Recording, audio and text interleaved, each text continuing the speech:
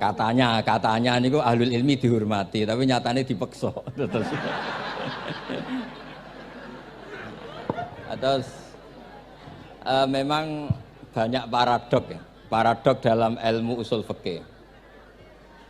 Ilmu usul fikih itu ilmu yang menjadikan orang itu bisa berpikir.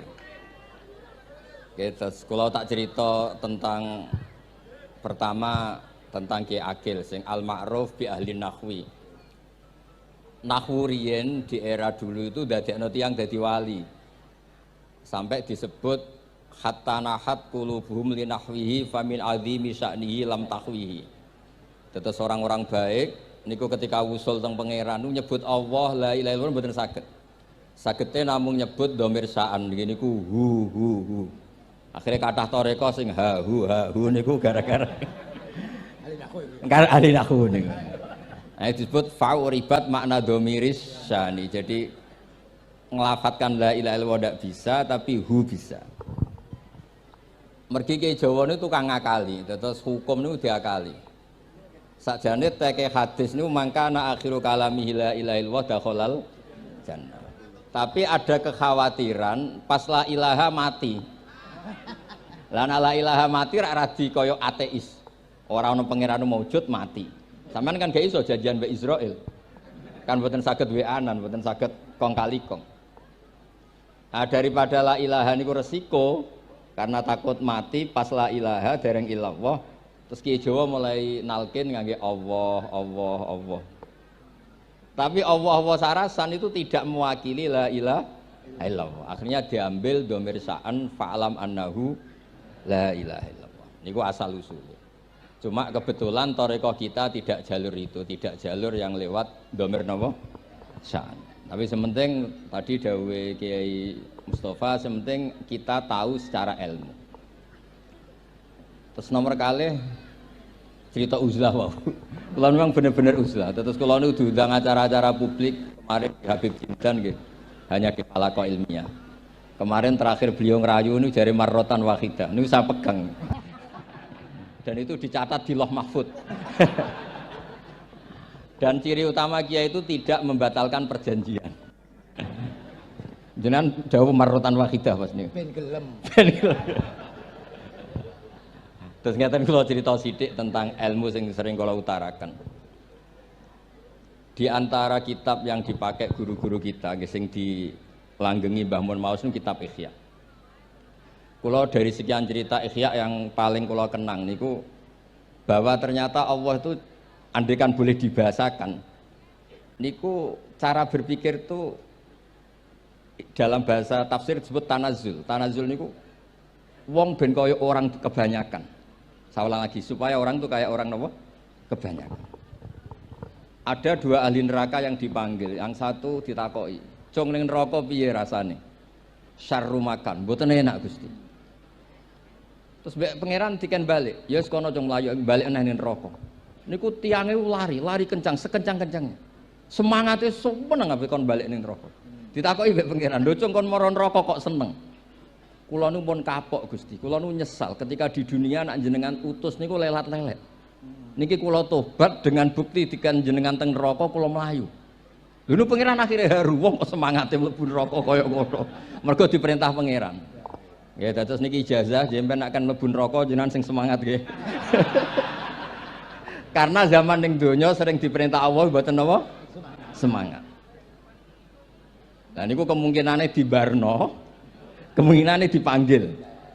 Lah tiyang niku terus dipanggil mbek Allah. Ya wis kaya wong apik, tak kongkon nurut tenan, semangat tenan, terus diken mlebu swarga. Nah niki ijazah pertama nggih. Dinaken mlebu neraka sing napa? Semangat. Sing kedua niku dipanggil niku plengakan lelat-lelet. Kados kula diutus Gus Mus niki nelpon. Nelpon kula mboten purun akhire ning Bika jare matur Gus Subak. Turuti aku diamuk Bika jare Bapak. Dados niki melibatkan sekian pihak untuk memaksa saya datang ke mriki. Aduh, repot wong kempek niku. Repot. Mugi-mugi di sepuro ngoten. Yang kedua niku diken mlebu neraka malih ku lelat-lelet, ndelok pangeran mboten semangat. Ditakoki mbek pangeran. "Kenapa kamu tidak semangat?" Saya itu tidak pernah ngira jenengan yang baik sudah masukkan saya ke surga, kemudian jenengan nyuruh lagi saya ke neraka. Saya tidak pernah mengira engkau itu seperti itu. Terus Allah nggih, ana indadzoni abdibi. Ya serapopo, swarga ya swarga. Ini dua ijazah untuk sampean supaya bisa masuk nopo? Swarga. Terus kita tidak pernah tahu napa Gustofa ngundang kula nyeneng wong akeh ganjaran, napa meksa wong alim dosa, mboten ngerti kula carane. Karena dalam ilmu usul fikih, kembali ke usul fikih, kula nu gak ada khazanah kathah tentang debate pangeran kalian nabi ini. Kathah, mboten satu dua contoh di beberapa kitab tafsir. Suatu saat kula sering cerita niki, suatu saat Khalilur Rahman Ibrahim itu kedatangan Israel. Kamu mau apa? Mau matikan jenengan? Kata Nabi Ibrahim, harro'aital khalil yumitu khalilah. Mosok aku kekasih pangeran dipateni, mosok orang yang dicintai membunuh yang dicintai. Orang yang mencintai seseorang kemudian membunuh yang dicintai. Tidak ada itu. Akhirnya Israel matur teng pangeran. Cara politiknya ngeten, wau sing cara lagi seneng ngendikan politik. Wani kiai lengser jare beliau. Ono. Nak kula niku ahli tauhid wis pancen kodok kodare ngoten mawon, dadi mboten berpikir ruwet-ruwet. Terus Israel kan mboten biasa logika, kayak kan malaikat itu SOP kan, mboten biasa logika. Akhirnya matur pangeran, kata Ibrahim, masa kekasih bunuh yang dikasih, masa yang mencintai bunuh yang dicintai. Tapi Ibrahim baru sadar ngadepi pangeran gitu, lebih pinter. Terus kan ketika Allah fakullahu, katakan ke Ibrahim, harlo aital khalil yakrohu ayal ko khalilah. Mosok jari seneng aku kok ketemu aku rawani. Jari seneng kok rawani ketemu. Lah niki sampean aku pengen mati, monggo ngake ilmu sing niki. Wong jari seneng pangeran kok rawani ketemu pangeran.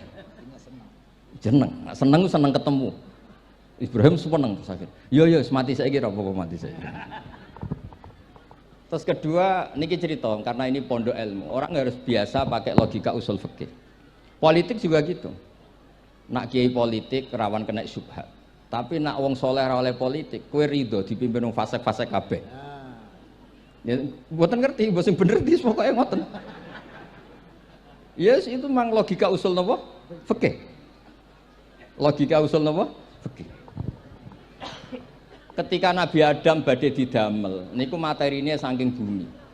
Pertama sing diutus Jibril. Jibril ambekan qabdotan minal ardi, segenggam bumi. Saya mau bikin Adam, materinya dari bumi. Setelah datang ke bumi mau ngambil ista'adzat billah. Maksudnya ista'adzat billah, a'udzu billahi minka, saya berlindung Allah dari kamu. Antasinani. Kalau ngarepe Gustofa dari ahli nahwu terus kula niki tak goleki tenan pancen syanahu mun mutaaddi bi nafsi. Mungkin nek dibuli ku antusinani kok panjang tadi cerita. Saya ndak ingin bagian dari saya diambil, kok aku bolong. Iku cara bumi itu sudah masalah. Terus akhirnya Jibril kembali, ya Allah, dia berlindung kepada engkau maka saya lindungi. Allah membenarkan Jibril, Mikail juga sama. Tapi ketika Israel, ini Israel itu masalah memang. Ketika disuruh ngambil bumi, buminya ista'adat billah, tetap diambil. A'udzu billahi minka antasinani. Saya berlindung Allah supaya kamu tidak melukai saya, mencidrai saya dengan mengambil bagian dari saya. Kata Israel, wa a'udzu billah alla unaffidhu amroh. Saya juga a'udzu billah diperintah Allah kok tidak kasil. Kudu kasil. Lah saya tidak tahu yang benar istilahnya Jibril apa istilahnya Israel. Terus memang sudut pandang. Makanya dulu ketika banyak pondok putri itu kiai-kiai kuno dulu itu menentang. Alasannya nggih, nak bojone jelas khawatir kiainya kecobaan itu jelas. Tapi banyak kiai itu nggih khawatir tenan. Kecoba fitnatin nisa. Tapi ketika logikanya dibalik, apa kamu ridho para perempuan-perempuan muslimat itu tidak dapat pendidikan apa? Agama, hanya karena orang soleh tidak punya nyali, tidak punya peduli mengajar.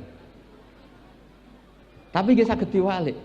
Ustaz-ustaz sing imane pas-pasan niku kowe ridho nak kecoba. Sampeyan milih mana? Ridho kecoba apa ridho bodoh? Nah, logika-logika usul fikih ini yang kemudian dipakai Wali Songo. dipakai Wali Songo, kemudian membiarkan sekian tradisi yang insya Allah itu salah sebetulnya, tapi tidak sebanding dengan asmane Allah Subhanahu wa Ta'ala. Misalnya begini, gini iki dirungokno mawon. Sampeyan ra paham mboten napa-napa. Sampeyan nak ra paham wis anggap ae tawadhu. Sepantese wong awam yo ora paham, nak paham dadi kiai.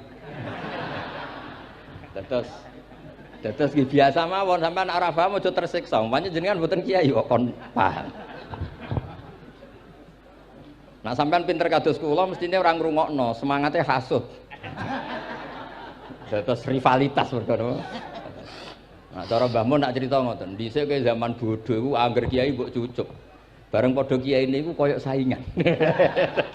Niku pun sunatullah ndak bisa dihindari, niku pun sunatullah. Terus kembali lagi ke logika usul fikih niku dipakai oleh Wali Songo. Ngeten ada cerita ini rungokno nonton. Itu sudah saya cek di beberapa riwayat termasuk di Musnad Imam Ahmad. Ada orang ini bukti teorinya Wali Songo itu benar. Wonten tiyang gadah kesalahan. Niku dokumen kesalahan niku madul basor sepanjang mata melihat. Wes ngoten jumlahnya 99 bok. Kayak apa banyaknya? Per bok madul basor sepanjang mata nopo melihat. Ketika dia ditanya Allah itu kalau tanya demokratis. Adzolamat kakatabati, jangan-jangan malaikat saya sentimen, kalau kamu jelek ditulis, kalau baik enggak Gusti. Afalaka udhurun, jangan-jangan kamu saat salah itu punya alasan, enggak Gusti, ya memang salah. Tapi kata Allah, sudah kamu tenang saja, kamu punya ini. Itu hanya satu box, ya kira-kira kayak tempat jam tangan ini. Enggak, kamu punya ini, cukup ini. Terus malaikat tanya, ya Allah, apa artinya, apa ngefek itu kalau ditimbang tuh, kejelekan sebanyak itu dengan satu box jam. Orang ini juga bilang, Gusti sudah ada usah ditimbang, nggak ngefek itu pasti kalah. Tapi setelah ditimbang menang yang satu box kecil tadi. Karena di situ ada la ilaha illallah Muhammadur Rasulullah. Jadi malaikat diancam sama Allah, kamu berani tidak mempertimbangkan nama saya? Apapun banyaknya box itu dosa itu tidak saya. Kalau ini la ilaha illallah itu nama saya. Kamu berani tidak mempertimbangkan nama saya? Ya tidak berani Gusti, ya harus dimenangkan. Nah itu. Semalane kok pengajian ini ya ono istilatur rijal wan nisa, tapi baru kayak ngaji di sepuro. Ya aja muni halal tapi ya aja muni terus gak ono faedahe. Sepuro. Di sepuro insyaallah. Karena kalau nuruti harus steril halal itu kayaknya tidak bisa. Terus di situ ditutup fala yaskulu ma asmillahi taala syai'un. Dibanding asmane Allah taala sesuatu itu tidak ada nilainya. Pasti menang Allah taala. Sehingga banyak ulama ngendikan kowe nak bar dosa, bar salah maca iki-iki. Dan kalau Anda dosa misalnya catatannya satu box terus di bawah ada astagfirullah, malaikat ditanya sama Allah, kamu berani tidak mempertimbangkan nama saya disebut di situ? Nah, saya ini ribuan orang yang ngundang, saya berani mengabaikan. Bareng ana wong ngaku mbah ya mbah tenan wae. Ya terus ngoten. Kowe wani gak mempertimbangkan Gustofa sing mantune Mbah Maimun. Ya. Semoga cara pandang malaikat nanti seperti itu. Tapi nanti kalau malaikat cara pandang, mbah kok tukang meksa putu. Itu mbah model opo. Nah, saya ini sudah ngalah satu kali. Berikutnya logika kedua yang insya Allah terbangun di kalangan malaikat, yaitu mbah ora oleh meksa napa putu. Ning dinggon mbah yang baik putune dolanan di barno. Ini ora. Putu lagi asik-asik dolanan. Rene. Kon nyapu. Nah, itu udah jenis mbah yang baik. Nah, ini pentingnya ngaji. Kalau nate ditanya sama seorang dosen, Gus, masa iya Quran yang katanya mutu semutu-mutunya, kemudian ada ayat kulu washrobu, mosok urusan mangan, gak usah disuruh orang juga makan. Terus kualitasnya kulu washrobu itu di mana? Terus kalau jawab, terus sorokan yang penting wopo, rapat utawa seminar. Ndak ada rapat, ndak ada seminar itu kamu ndak mati, tapi kalau nggak makan itu mati. Penting mana? Ya penting makan. Lah iya, jadi orang itu lupa Kalau sesuatu yang seserius itu karena menjaga nyawa, yaitu makan. Terus karena makan tuh hal yang murah dianggap biasa, itu bahaya. Sehingga sebetulnya yang kita bisa jadi wali lewat hal-hal keseharian tidak bisa jadi wali karena tadi. Saya punya hadis, ini mudah sekali untuk Anda jadi wali. Bahkan di atas wali lah. Inna woha ta'ala layardo anil abdi. Pakai inna masih pakai lam taukid. Inna woha layardo anil abdi ayyakulal aklata fayahmadahu alaiha aw yasroba syarba fayahmadahu alaiha. Allah itu sangat ridho ada orang makan satu asupan kemudian dia muji Allah. Loh, orang tidak punya alpat itu tidak mati, tidak punya tanah ribuan hektar itu tidak mati, tapi kalau nggak makan sesuap nasi mati. Penting mana? Penting makan. Tapi gara-gara kamu tamak untuk syukur nunggu punya alpat, untuk syukur nunggu punya tanah banyak. Anda ini bodoh, mau syukur saja syaratnya kok banyak. Jadi sebetulnya kalau kita mau jadi wali itu cukup setiap makan itu kamu syukur. Fayahmadahu alaiha. Au yasroba syarba fayahmadahu alaiha. Makanya wali-wali dulu kalau didik raja yang sedang berkuasa itu ditanya. Kamu raja besar, punya pengaruh besar. Andaikan kamu di padang pasir, dan kemudian Anda tidak mendapatkan air sama sekali. Apakah kamu menggantikan kerajaan kamu demi beli satu seteguk air? Iya, akan saya beli karena saya kalau tidak minum mati. La tafroh bimulkin la yusawi jar'atamain. Kamu jangan bangga dengan sistem kekuasaan yang tidak senilai dengan seteguk air. Orang nggak jadi raja itu nggak mati, tapi kalau nggak minum mati. Terus akhirnya dosen itu tahu, wah berarti kuluwas robu itu luar biasa Gus, ya, sangat luar biasa. Makan dan minum itu luar biasa. Makanya terus adat kiai mertamu mangan. Kalau tadi baru datang kon mangan, di sini ya ada mangan. Ya sanggep aja itu proses jadi wali ngoten mawon. Jadi segampang itu jadi wali. Nah kemudian gara-gara torekoh, terus jadi wali ku repot kon maca 10.000 wiridan kon opo. Kesuwen nih cara-cara kesuwen. Karena ini partai gak torekoh tadi. Dulu abahnya Mbah Maimun Mbah Zubair itu kalau disuruh wiridan lama-lama itu nggak mau. Sementing diridani pangeran, maca kok akeh-akeh. Nah, itu partainya partai ahlul ilmi. Ya partainya partai ahlul apa? Ilmi. Nah kemudian karena saya ini nekuni tafsir ya, itu saya kepengen ya menggerakkan supaya ilmu Quran itu menarik. Caranya apa? Cari sisi ekstrimnya. Kalau bolak-balik, kenapa sih orang nggak janggal? Nggak janggal itu udah iskal. Quran itu kan kalamu Allah. Salah lagi Quran itu kalamu Allah. Masa iya Allah yang Tuhan kemudian ngendikan iya kana budu wa iya kanas tai. Kepadamu aku menyembah. Masa Allah ngendikan gitu pada kekasihnya Nabi Muhammad. Padahal Allah itu al-ma'bud bukan abid. Allah yang disembah bukan yang menyembah.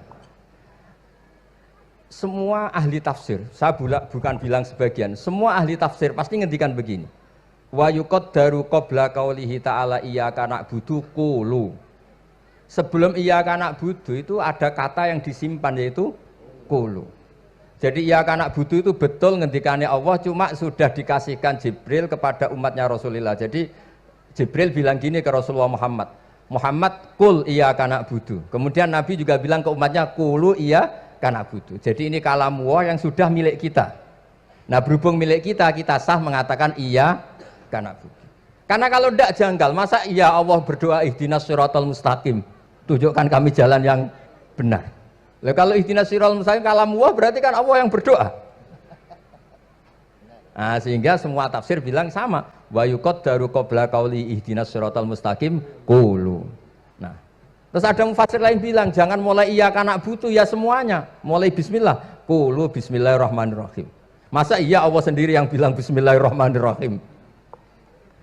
Nah, dengan tafsir seperti ini terus kita akhirnya lagi-lagi kembali ke usul fikih, kembali ke balaghah, kembali ke nahwu. Kalau enggak, ya Anda akan menafsiri Quran pakai logika Anda sendiri. Sampai ada mungkirus sunnah. Pokoknya sementing kembali ke Quran. Orang roh Quran itu kayak apa? Saya kemarin ngaji di Sedan di daerah saya bilang, Sayyidina Umar itu Islam sebelum minta hidayat. Khalid bin Walid ya Islam sebelumnya ya tidak minta hidayat. Lah itu kan janggal, padahal katanya Quran itu hudal lil muttaqin, petunjuk bagi mereka yang takwa. Padahal tidak ada sabkut takwa untuk Umar. Umar tidak pernah takwa, tapi nyatanya Islam. Bahkan dia masuk ke rumahnya Zaid bin Arqam itu mau bunuh Nabi, mau nyari Nabi, bukan mau Islam. Tapi ketika dengar iparnya membaca Toha ma anzalna alikal Qur'ana litasqa, kemudian dia masuk Islam. Lalu gimana tentang hudal lil muttaqin, petunjuk bagi mereka yang takwa? Banyak ulama yang mengatakan lil muttaqin itu balaghahnya lil iktifa, lil muttaqina wa ghairihim. Jadi Quran itu petunjuk bagi yang takwa dan yang tidak takwa. Dan itu di bahasa Arab sah.